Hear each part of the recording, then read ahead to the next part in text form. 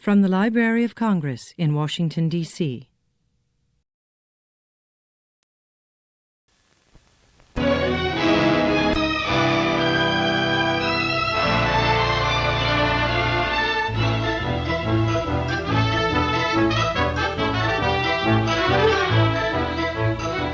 This is the first of a series of motion pictures about motion pictures.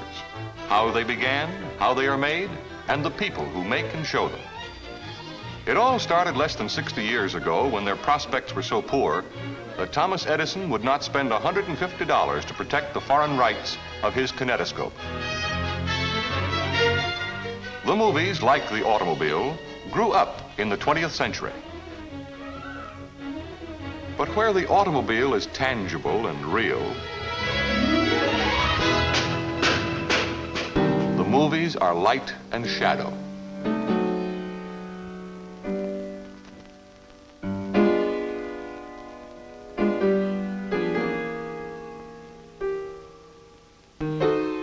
People first saw them in a penny arcade, where they appeared as a series of cards flipped in rapid succession to simulate motion.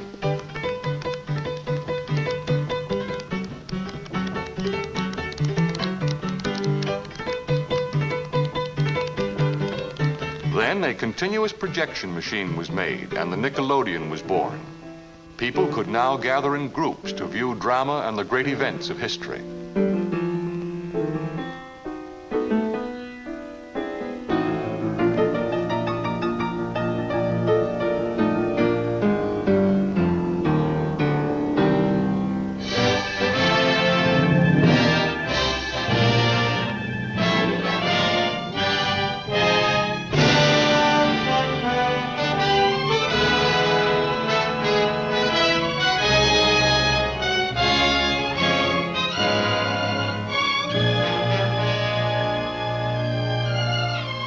Early research imprisoned a man's voice on a cylinder of wax. Further research in the field of electronics transmitted sound into audible impulses. And then in 1927, pictures found their voice. My heartstrings are tangled around Alabama.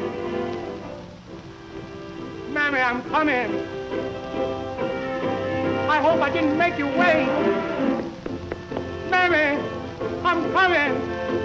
Oh, God, I hope I'm not late. Mammy, don't you know me? It's your little baby. I'd walk a million miles for one of your smiles. For my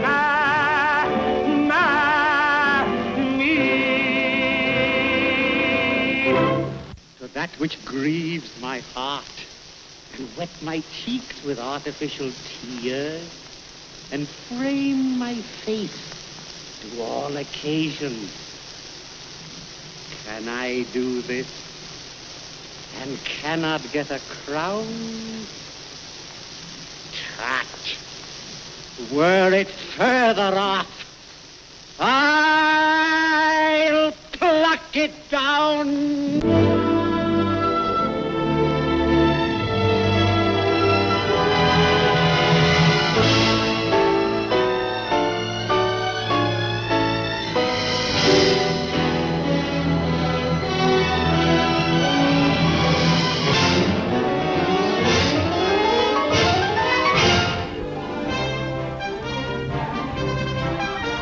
Today, 20 years later, the movies are played in more than 80,000 theaters throughout the world.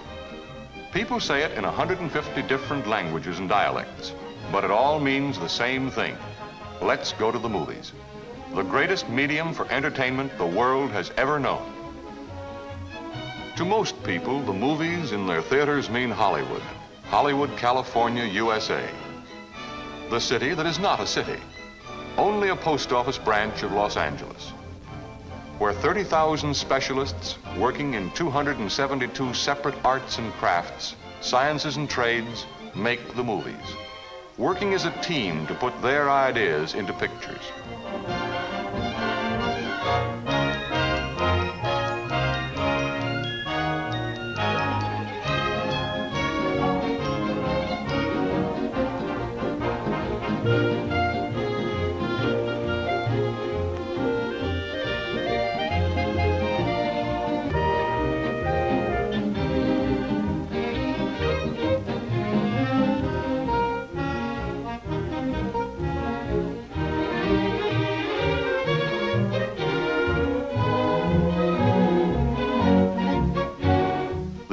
product of their labor is a continuous piece of film about 1.5 inches wide and almost 2 miles long,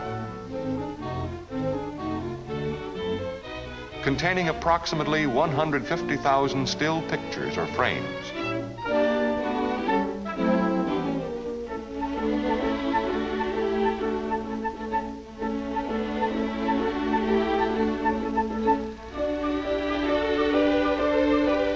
The reason these pictures seem to move is because of the fact that they can be flashed on the screen at the rate of 90 feet per minute, like this.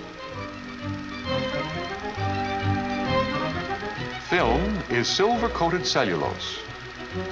Cellulose is a byproduct of cotton. And there wouldn't be any movies if millions of bales of cotton weren't grown each and every year in our southern states. That cotton is shipped all over the country in order to go through a process like this. From cotton to cellulose, to a thin sheet of celluloid. Then silver is used to sensitize the film. The film industry uses more silver from our western states each year than is needed to plate all of the knives and forks and spoons that are used in this country. But cotton and silver are only the beginning. It takes a lot of other things to make the movies. It takes lumber and plaster. It takes paint, electric power, and all of the varied products of the gigantic factory that is America. It takes science, a lot of American know-how, constant tinkering in the laboratories in Rochester, Schenectady, and Wilmington, experimenting with the mysteries of electronics, continual research, people constantly working to improve the qualities of photography and the reproduction of sound. It takes a lot of people, most of whom have never even seen Hollywood. People working in publicity, advertising and exploitation, in distribution, arranging dates and schedules, inspecting, repairing and servicing film in exchanges, from where it is shipped to thousands of theaters, most of which are independently owned. These people are working for your entertainment, making it possible for you to say, let's go to the movies. There are so many interesting facets to its arts and crafts and sciences that each one takes a separate film to tell part of the story. In succeeding films, we will tell you about the exhibitor, the distributor, the screenwriter, the producer, the art director, the director, the cameraman, the actor, the sound man, the music director, the film editor, and all the other people who work in the motion picture industry, making it possible for you to say, let's go to the movies.